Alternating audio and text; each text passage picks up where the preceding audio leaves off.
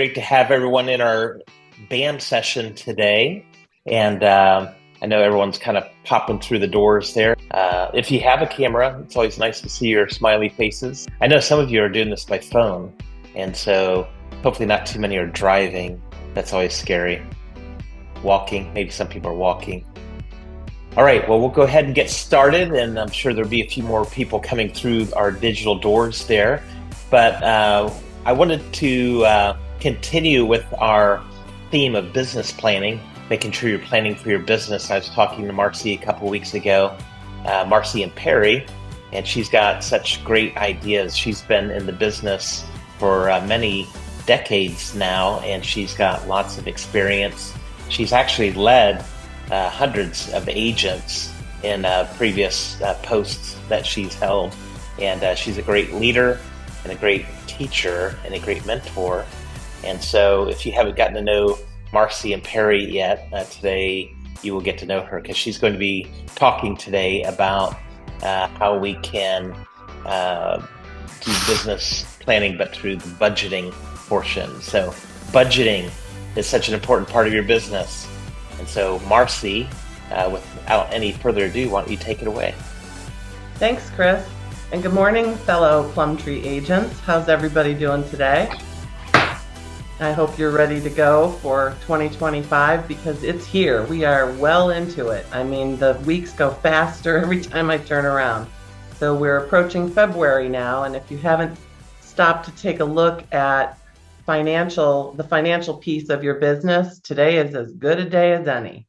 So for those of you who've known me for a while, this is going to be a nice repeat and a good reminder of all those little details that you have to focus on in any business, but especially in our business.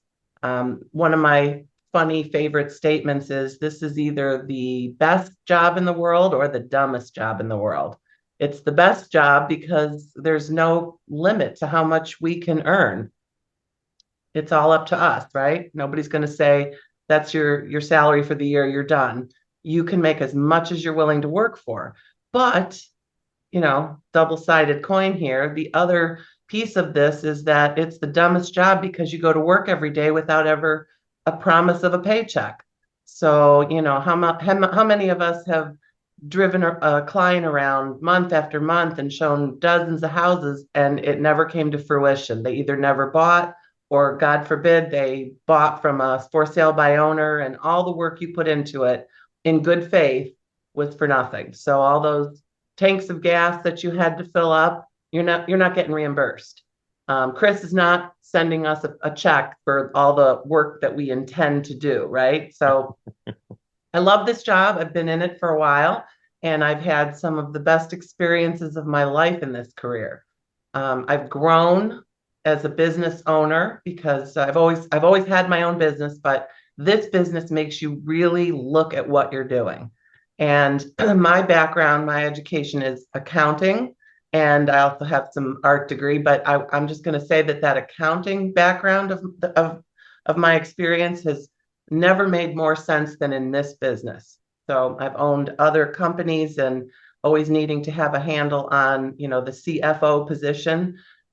You are the CFO of this company. It's you incorporated, as my friend Gwen likes to say. And I want to share that with you, because this is how you're going to get an idea of putting that agent flight plan that Chris has shared with us. Those are all the steps to get a business going, to be the best, the top of your game. But in order to really make this happen and make it make sense, there are numbers, there are dollars that are attached to every one of these functions. So I'm going to attempt to share my screen here, and I am going to hope that this works. There we go. Let's see. Shared screen. Did that come up? Yep. Okay. So I love Google. I do everything Google. And in our Google Drive, we have the luxury of the equivalent of Excel, and it's called Google Sheets. And I love that you can create the functions very, very, easily, and you can track expenses, and you can budget, and you can plan. So I did things here in a color-coded fashion for you. I want to start out at the top by saying this first group, these are non-negotiable expenses. Every one of us have them. And although some of them, like this top one, license renewal is $180 every 3 years. If we annualize it, it's $60. But if we monthly amortize it, it is a $5 a month expense. It's real. You don't have to come up with $5 every month, but if you're really bad at budgeting, you might want to put $5 away every month for the next 36 months. So when your license renewal comes due, you actually have it. So I like to take it, break everything down to, that monthly expense. What is the big nut that I have to crack every month just to keep my head above water here? Now, the second item here, NAR, OR, and my local board is ACAR. That's a renewal that's annual, but they bill us twice a year. And it is roughly $800 for all three of those expenses. Now, coming soon, we may not have to deal with that because we may not join that realtor organization since the shakeup over the past lawsuit. But that's, somewhere in the future. As of right now, we all have to pay that expense. So amortized, that's about $67 a month that you have to have in order to have that money when it comes due. The MLS renewal, our local MLS is billed biannually. So we start at $500 roughly, and monthly it would be about $42. And then once a year, we're paying our E&O. Again, a monthly expectation is to set aside $25.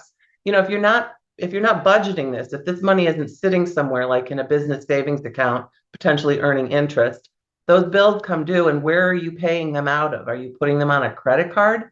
And are you paying interest on these fees? The most effective way to budget is to literally use like an envelope system. If you can't figure out how to save the money, you have to put the money away and hide it from yourself. And that is, baby steps, right? I mean, some people can manufacture money out of thin air. That's not me. I've never figured that one out. So I have to try to set aside the funds, and I have to have monthly that much money set aside to cover all these fees. Then we get into the second group of expenses, and we're talking about, they are mandatory, but each one of us can negotiate different plans. So my cell phone carrier is T-Mobile, and I pay $50 a month for my phone. I own the phone, and then I pay $50 a month for the cell phone service.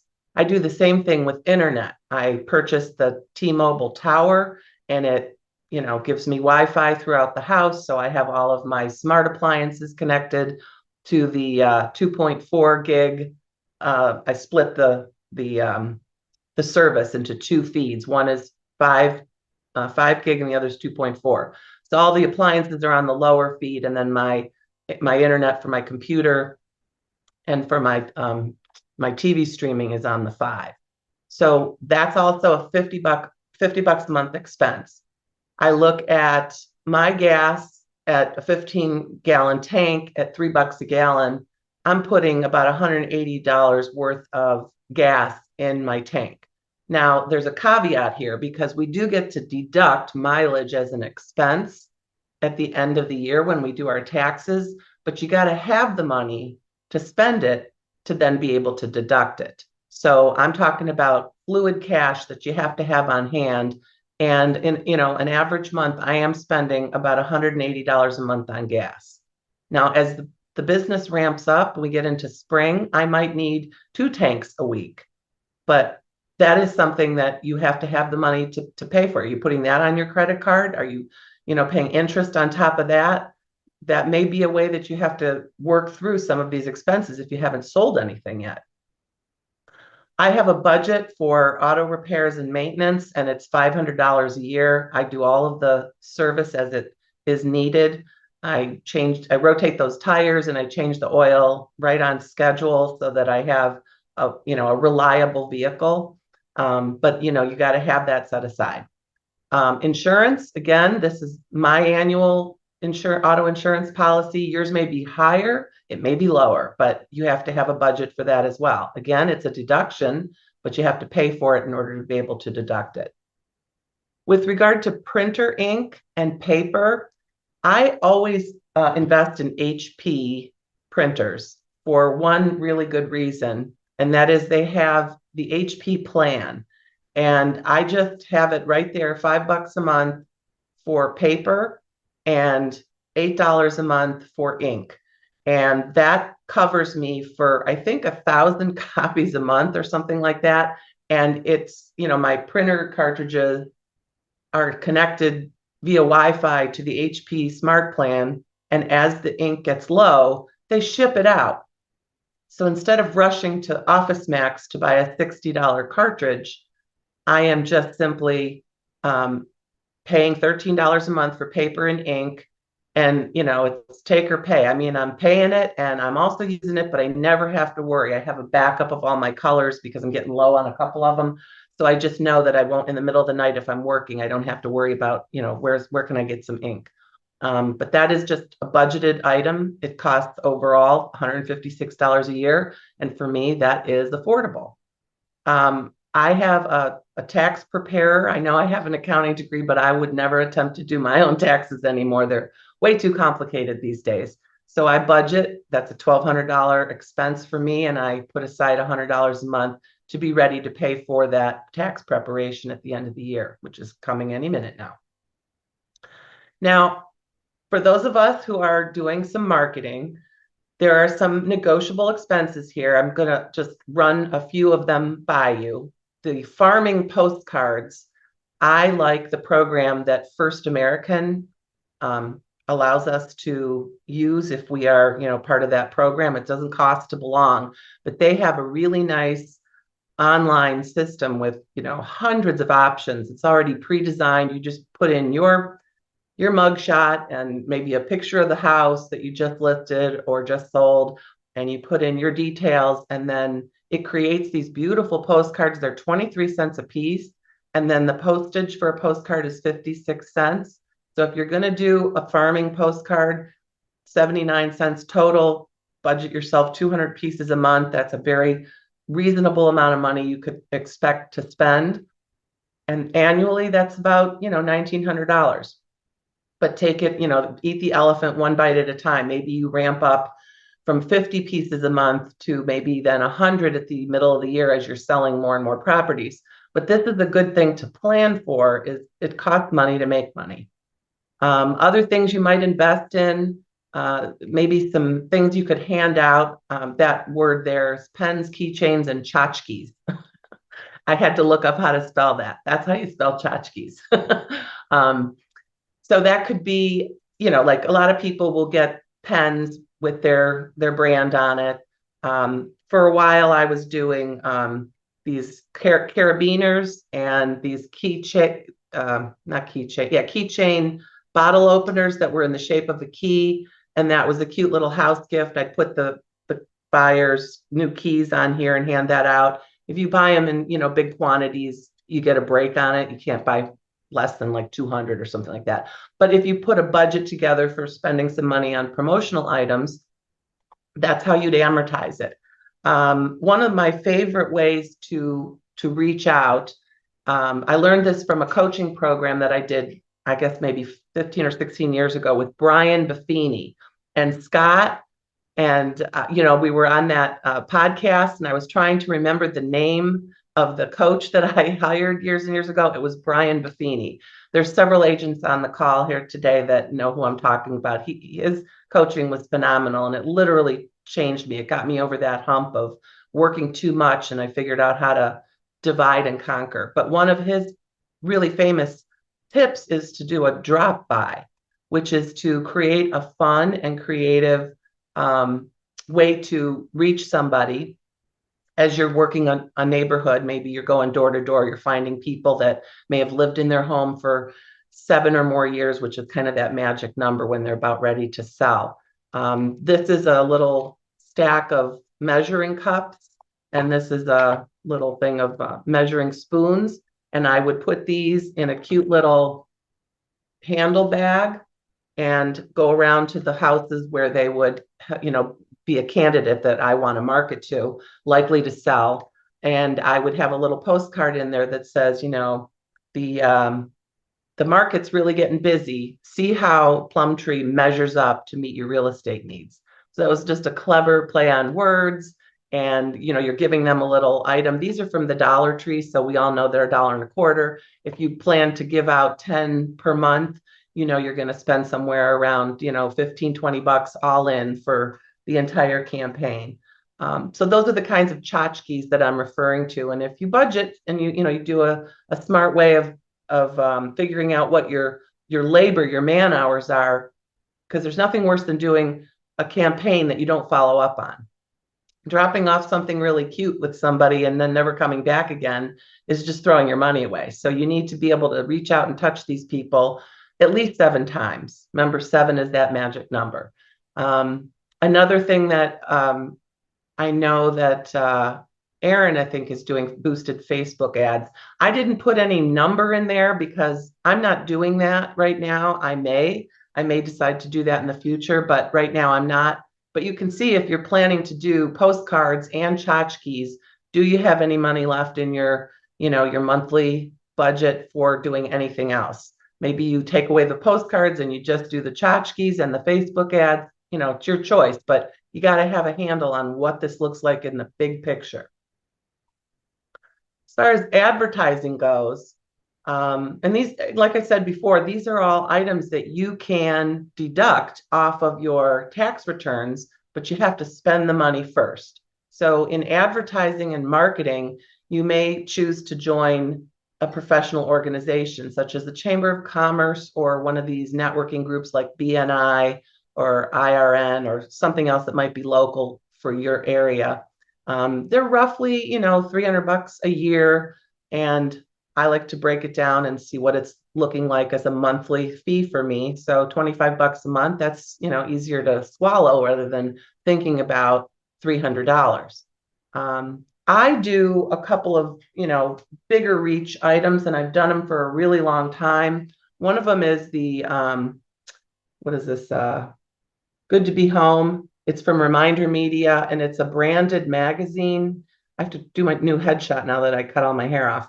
But anyway, the magazine is really high quality. It's beautiful. It sits on, the coffee tables at my clients, my friends' houses. It's in my dentist's office. It's at the eye doctor's.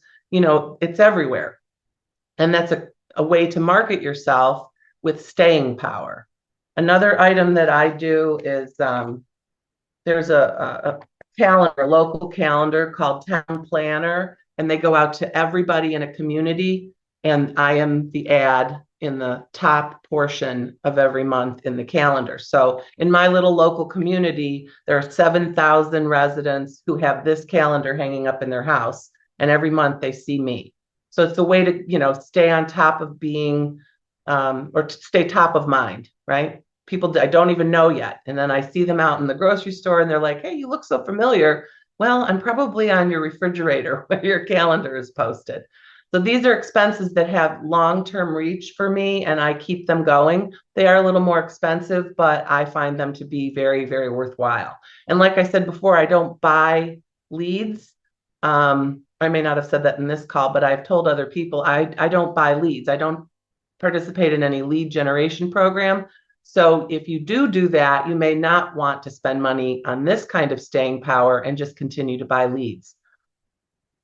I like to connect with my sphere. I call them coffee dates. And, truth be told, sometimes we're not drinking coffee. Sometimes it might be a really fun cocktail at our bar. But I try to budget to, spread the wealth and stay in touch with people and, just kind of have fellowship. And if I budget that, if it's coffee, I put in coffee here. It's, probably $10 a week, so $40 a month for me to take people out for coffee. If we're going for cocktails, it's going to cost a little more. Trade shows. I have participated in trade shows in the past, and quite honestly, I haven't done one in probably 3 years, but they have really big reach and they're worth it, but it takes a lot of effort. And I put in $1,000 as an annual expense. It may not cost you a whole $1,000 to participate as a vendor at a trade show, but your materials that you're going to create for, to give out at the trade show may add up. So you may be creating some magazines or some sort of a giveaway, and you may be having a drawing to collect people's names and numbers, and then you'd be giving away maybe a gift card or something. So I was really looking at this trade show expense as an all-in number. So if you budget for that and you don't have the money right now this year, but you plan to do it next year, start putting aside about $80 a month for 12 months so that when you decide to pull the trigger and do a trade show, you'll have the funds. That's called budgeting, right? All right. And then as a professional in this career, I really believe that you should be improving upon your own skill set every chance you get. So continuing education is often free for us. We have all kinds of people tripping over themselves to get us to come to their CE. We offer CE, but we can get a lot of it at no cost whatsoever. There are companies, CE Shop, I think it's called, where if you just not a social person, you don't want to get out and do anything for free, I think you can pay them a couple $100 and just take everything online and complete your whole CE needs for the year or the 3-year, the triennium, whatever it is. But in any case, if you work on getting free CE and maybe then building designations, as I've recommended, becoming a certified negotiation expert, or maybe wanting, pricing strategy advisor. That's one that I've attained, and I'm really grateful for having that one because it makes you like the leading authority on how to price houses. You really know your stuff when you can finish that course. Senior real estate specialist, as I mentioned before, my group, my sphere, we're all aging, so my clientele is needing those kinds of extra skills that are with the designation. So anyway, I speak about this because I truly believe it's worth your time to do it. And if you wanted to join something like Brian Buffini, it will cost you more than $500 for the year, but maybe somebody local. I know I have a coaching program, and it's $500, and it's helping a lot of agents to get themselves to the next level. An accountability kind of coaching, maybe you can get it for less than $500. But if you were thinking about growing your business, this is something to set aside money for. And then to try to divide and conquer. There's only so much time you have in a day, and a lot of our work is administrative, a lot of paperwork. So perhaps you need to have an admin, and that could be an unlicensed personal assistant to get them access to our local MLS. It's $30 every 6 months. So it's a $60 annual fee to allow someone who doesn't have a real estate license to have access to the MLS to maybe help you create, look for listings to show to your clients, like really be a true assistant for you and have access to something that the average person doesn't have. So there's a little expense there. And then if you're to pay them wages, maybe $15 an hour, 10 hours a week, you're looking at about $7,000 in a year, but $600 in a month. And that number can be, bigger or smaller depending on what your needs are. The things that I didn't put numbers to would be like, your client gifts. So the IRS allows us for our tax deductions $25 per client or $50 per couple. And I put in 50, but honestly, I do spend a little bit more than that. Depends on the price of the house and the size of my commission. So if I'm selling a $500,000 house, I'm not giving them a $25 gift. I'm going to, get them something that's a leave behind, and then, something that they can have. Those real zhuzhy, comfy blankets are wonderful because they're snuggling up and they're thinking of you every time they put it around them. And then, maybe a gift card to the local home goods store or, Home Depot or something like that. So they can put their own, needs to work with the gift card. But usually mine are going to range from about $100 to $200. And that's a generous gift. And maybe you're not at the place right now where you can give that size of a gift, but think about, something that it has some meaning and that they'll enjoy. And then a referral gift, we're always asking for referrals, and people will tell you, hey, so and so wants to sell their house. Well, that's not a referral. If you sell that other person's house and your friend gave you that referral, then there's something you can give out. In that case, it could be, a gift card to a restaurant, or, something that they, movie tickets, something that they might enjoy. But you're not really allowed to give them money. So I've had clients say, will you give me some of your commission if I can refer business to you? And that's just a flat out no. You can't do that, but you can give gifts. Go figure. I have an asterisk here on top of mind, stay in touch, because that is the item that I mentioned up top here with the magazines and the calendars. So I'm not going to put that in twice, but if you don't do them in the top portion, you might want to think of doing something to stay in touch with your clients. And one campaign that I can think of is with each season, so 4 times a year, you could stop by at your client's house with a potted plant of the season. So obviously in the holiday season, you could stop by with a poinsettia just to stay top of mind. If they, you could do a happy anniversary of your house sale once a year. If that was springtime, you could give them, bouquet of flowers or a potted plant. But those are the top of mind, stay in touch things that you'd put in that category there. And then taxes. So this is a number that you can only know after you've made your money, and then project forward. Your accountant tells you what to set aside and pay quarterly. So if you're making, $100,000 a year, you're going to owe at whatever your tax bracket is, a percentage there, and then you need to make quarterly payments to stay on top of it. If you're paying for lead gen, that comes after you've closed the deal. So instead of looking at that as something up front, that's kind of at the back end, like the taxes are. But all of that, and I'm sure there are other items that you guys could possibly add to this list. We're looking at about, $2,000 a month in expenses to stay licensed and to stay active in this business, which amounts to about $27,000 a year in overhead. Any questions so far? You can unmute and ask anything you want. I have a couple comments while people are thinking of their questions. And I'll also throw out, I see Dawn Hale is on here. She's our company accountant. And Dawn, not to put you on the spot or anything, but we'd definitely love to hear from you if you have any feedback or input based on what you're seeing from our accounting standpoint. But I love what Marcy is doing here, because she's planning out, she's being proactive, getting out ahead of it. And I've heard it said that failing to plan is planning to fail. So and a lot of agents are running blind. They're not thinking about any of this. I love how practical this is. It's very concrete advice that she's giving us, and I love that. I think it's perfect. It's a good roadmap for you to think about your own business. Some agents aren't even thinking about marketing or taxes, and that can be a real big disaster.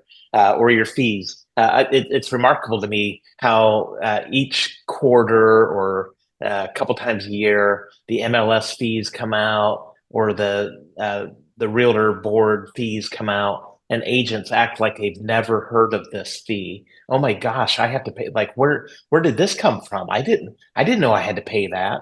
And it's it tells me you probably don't have your head around what your business, your financial plan there. So this is great practical advice. Planning, like Marcy is talking about here, keeps you out of panic mode, because I see agents panicking all the time because there's this expense they hadn't thought about. So you want to get all that out. Think about all of it. Don't have unexpected expenses. And so another comment I wanted to make, I love the way she's budgeting for marketing. She had $158 per month for these postcards. That comes out to $18.96 per year. So the way I would look at that is, and I do tons of experiments with marketing. So if I was going to do a postcard experiment to see if that works, I would look at that and say, well, the annual cost is 1,896. That's about a commission. That's about one house. If I can sell one house, so I would keep a record of it. I sent out these postcards. Did I get one deal? If you got one deal, then that's good. That replaced the money. It paid for itself. If you get two deals, that becomes profitable. So at that point, you can scale it. You can say, well, gosh, I got two deals out of that. What if I double that amount? Or what if I triple it? What if I 10x that? So then you're doing tons of postcards, and then you just know it's going to pay for itself. So that's the way I look at those things. You always want to be looking at your return on investment. And that's not just postcards, but that might be internet leads, or that might be Google AdWords, or it might be Facebook ads. But I tend to look at the total annual spend, and then I figure out, can I replace that? Can I get enough sales that's going to pay for that at least times two? So um, one thing I liked about Marcy's budget here, she invested in a coach. And I've seen the top agents in the industry tend to invest in coaching. I've done it. Many of you have done it. Marcy's done it. And I would just encourage you, like she said, you're the CEO, the CFO of your own business now. So you take control of your life. This is you. No one's tying your shoes for you. You have to get up, tie your shoes, and run. Okay. So investing in a coach can be a really valuable thing. And it's a lot of times investing in a coach is going to help you to to know what to do and how to do it. And that's all great. But the greatest value I see in a coach is the accountability. It's just like getting a dietary person, or a personal fitness coach. Like I know to lose weight, I need to exercise, eat right, and I can lose weight. Okay. But a lot of people pay personal, um, um, a personal person to do this for them, or to teach them, to coach them for the accountability. Like, every day sending pictures. I heard a person yesterday said every meal they eat, they have to take a picture of it and send it to their coach. And their coach is telling them, hey, you probably shouldn't eat donuts. So, but it's not that he didn't know he shouldn't eat donuts, but it's just having someone that can speak into your life, and kind of, it's the accountability, kind of reestablish those things and make sure you stay on track.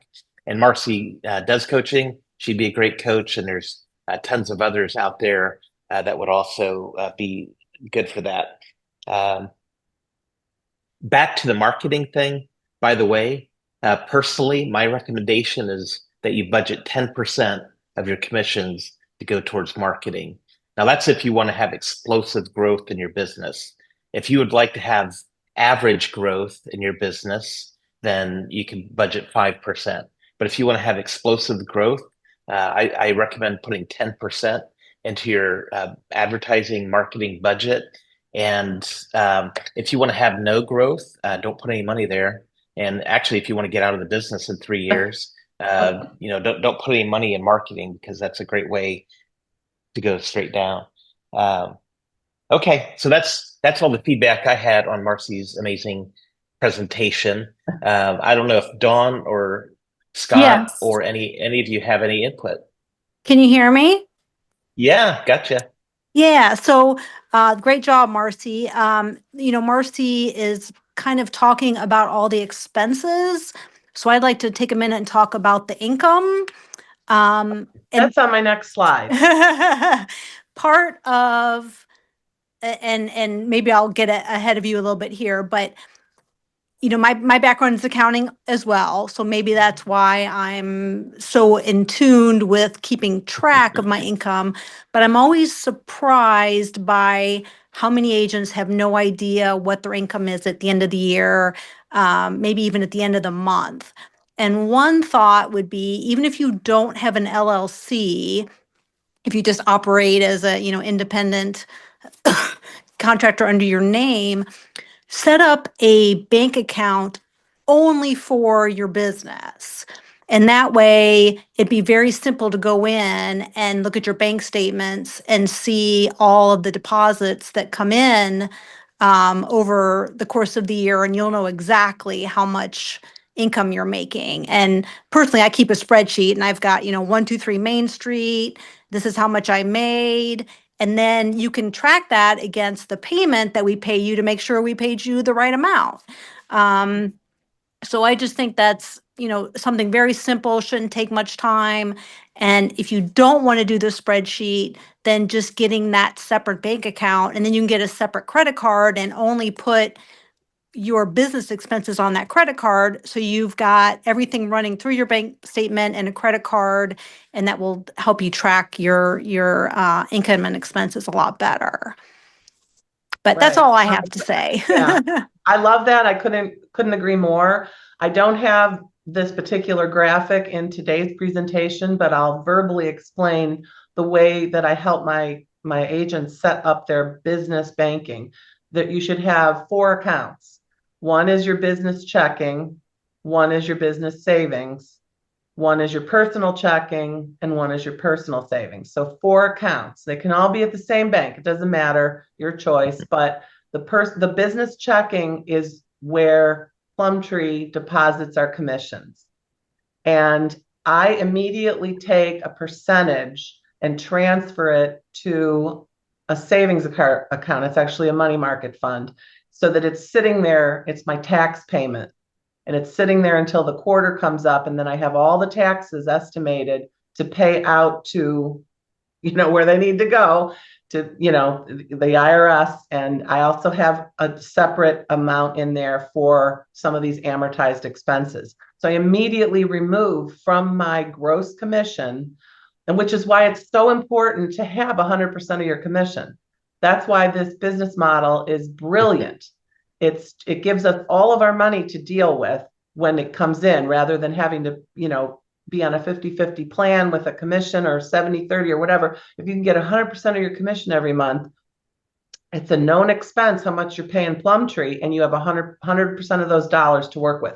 But I take the taxes out there, ad valorem, as it says in the real estate world, right? The taxes come first. So then out of the remainder, the net income, I'm taking a paycheck and I'm paying it over to my personal account. That's the money that I'm making, that I'm paying myself as my earnings off of that commission.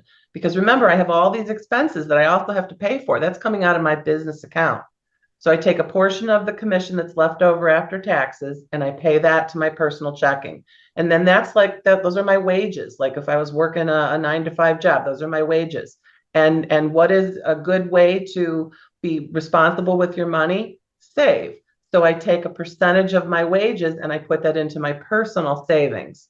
So every commission that comes in goes one of 3 places, and it's divided up accordingly. And that way I still have money left in my business account. So yes, Dawn, I'm not surprised when the expenses come out for, renewing my license, or, just MLS dues or anything like that. It's already in there. I'm not scrambling, and I'm not putting it on a credit card.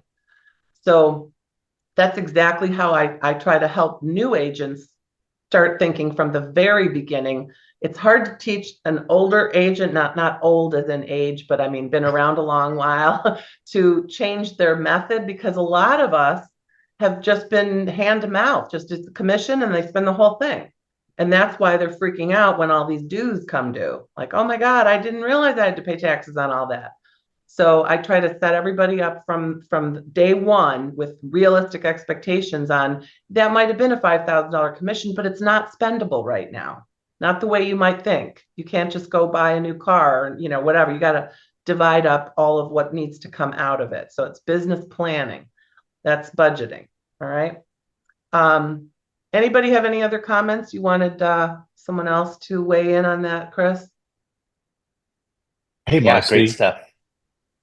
Hey, Marcy, I wanted to add an idea. This is something that I heard from a podcast with Jay Papasan. He is one of the media guys for Keller Williams and helped Gary write some of his books, including I think The One Thing was one of his um, big books. But he talked about when he and his wife started producing as agents that they put themselves on a salary and they determined what do we need to live on, and they set up a weekly salary that's what they pay themselves. And that's something that I started doing years ago when we had our brokerage, as we've done real estate investing business, rental properties, everything. We just set up a basic salary for us that covered what we needed, and then everything went into the business, was reinvested, and were there to pay taxes. That took so much stress off of us because when you have really good months,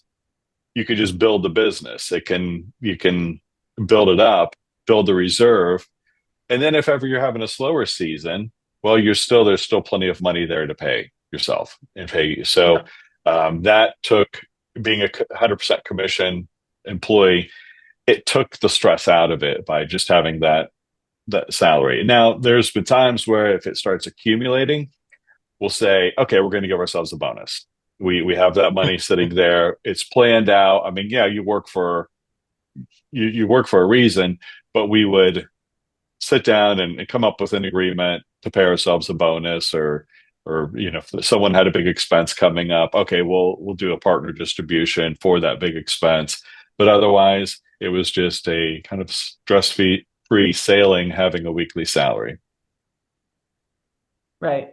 I couldn't agree more. That is exactly the point of this, is just to be able to have the funds that you need when you need them, right? You gotta plan for it.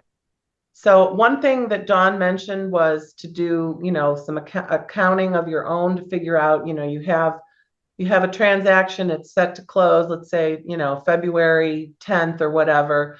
You put that on your calendar that, like as soon as you create your escrow instructions that go to the title company, you take that number that you're expecting to get deposited on that expected closing date, and you put that on your calendar.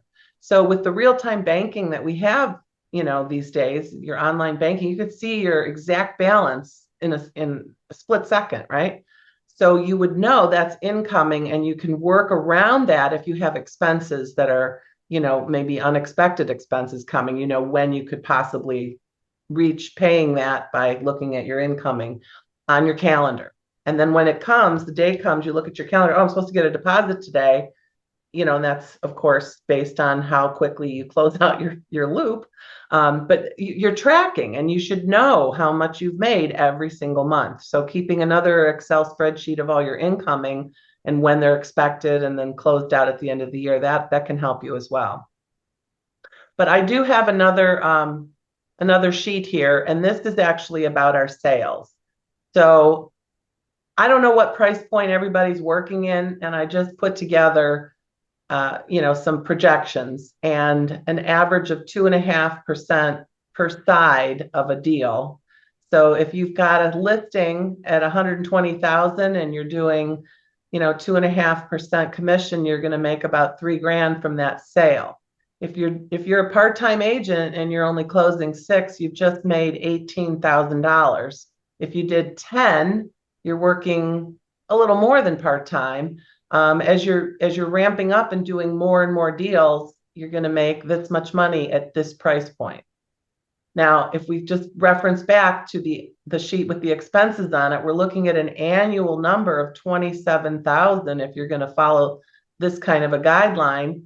So, this doesn't even account for taxes. So 45 minus 27,000, and then 20% tax bracket potentially out of the 45, you're making like next to nothing. So I look at this as the grim reality of our business. It's not a hobby. It's definitely not a hobby. It's something that you need to devote yourself to and commit to. If you were only bringing in this much money in a year for an employer, they might let you go. And that's the beauty of being your own boss, is you can fire yourself. And then you can get retrained and rehire yourself after you've improved. But this is not a sustainable business. If you're selling in the $100,000 price range and you're only doing, 10 deals a year, how are you going to survive? You're not making enough money to make it work. The nice thing about Plum Tree, again, like I said, is you're making 100% of your commission. I did base that on the broker cap, which is up here at $275 a month for the $3,300 annualized fee. If you're doing the 70/30, you're going to pay $39. It's only $600 difference, but you don't have 100% of each check to work with until you've reached that 39. So how many deals does it take to sell, to close transactions and then have paid into your cap? Does anyone know that number? Has anyone done the math on that? I think it's about $580,000, something like that. That's Yeah, my I know rough you know it. estimate. I know you know it, Chris, but I was wondering if the agents knew how much they had to sell to equalize their cap. Okay.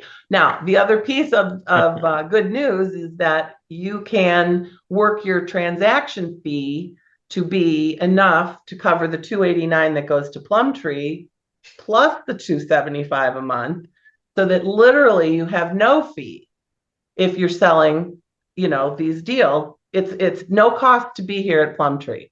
We just know that we have this much to kick in, and that's where our fees are. So, it's a numbers. This is a numbers game. Everything we do is all about numbers.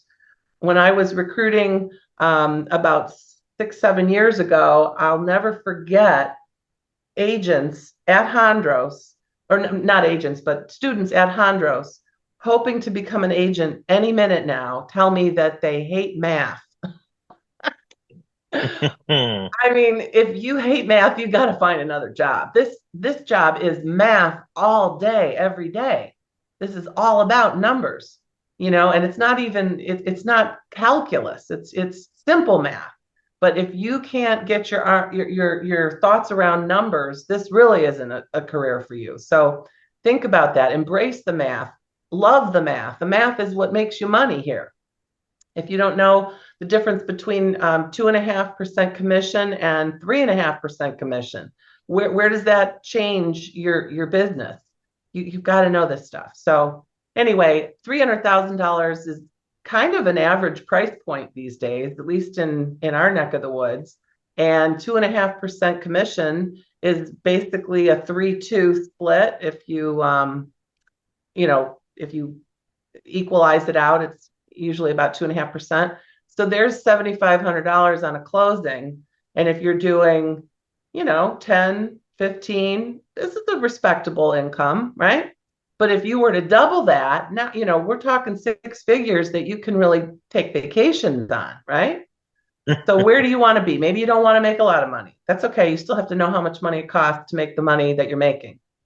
And that's my point. Okay. Now, any questions? Let me throw something in there. And this is all great content here. Thank you. The quickest way to wipe out the broker fee is to recruit 3 agents who are closing about a dozen deals a year, because you're going to get $100 every time they close a deal. If you have 3 people doing that every month, then that's 300, which basically wipes clean the entire broker fee. So excellent point. That's a recruiting hack. Yes, I love it. I'll tweak my slide here to include that as our passive income stream. But you're absolutely right. I mean, where else can you do that? So this is where it's at. Plum Tree is where it's at. This is our value stack. Great. Any thoughts, questions, input from the gang today? Come on, you guys. You haven't had enough coffee yet. Hey, Chris. Robert here. Hey, yeah, go ahead, man. Yeah. Don't crash. Hey, what you are doing here is good. It's like a pick me up. I know I haven't been as active in my business as I would like to be, and that's going to change this year. But, just tuning into these things every Monday, I know I don't hit every one of them, but it's really nice to hear from other people and hear input from people with the accounting and with the budgeting and the planning. It's really a nice thing you do. So I just wanted to tell you I appreciate it and thank you.